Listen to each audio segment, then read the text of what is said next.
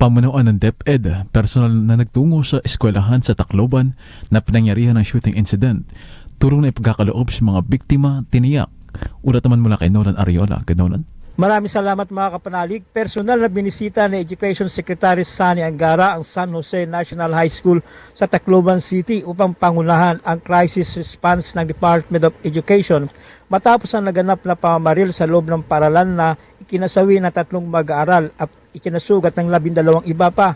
Nagpaabot ng pagkikiramay si Angara sa mga pamilya ng mga biktima at tiniyak ang agarang tulong kabilang ang psychosocial at mental health support para sa mga apektadong mag-aaral, guro at kawani. Inatasan din niya ang mahigpit na pagpapatupad ng mga hakbang sa seguridad sa mga paaralan sa ilalim ng DepEd Order No. 006 Series of 2026.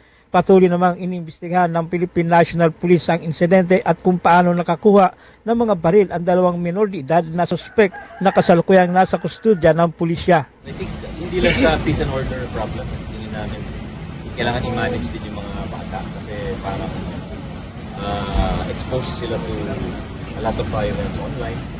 Tapos marami wala ring magulang.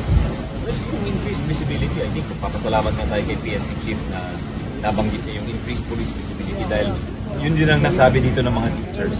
Kapag nakikita daw ng mga bata na may umiikot na police, medyo na maalis na sila at yung mga plano nila hindi na. Samantala, pinaigting ng Eastern Police District o EPD ang police visibility sa mga paaralan sa Pasig, Mandaluyong, Marikina at San Juan upang matiyak ang kaligtasan ng mga estudyante, guro at magulang. Ayon kay Acting District Director Police Brigadier General Melicio Buslig Jr., nagtalaga ang EPD ng mga pulis sa loob at paligid ng mga paaralan lalo na sa oras ng pagpasok at uwian upang mapanatili ang kaayusan at maiwasan ang anumang banta sa seguridad. Mga kapanalig, ang lagi ang dalangin paaralan ng Simbahang Katolika ay isa lang alang ang maayos na kapakanan ng mga mag-aaral saan man. Para sa Veritas 846, ang radyo ng Simbahan.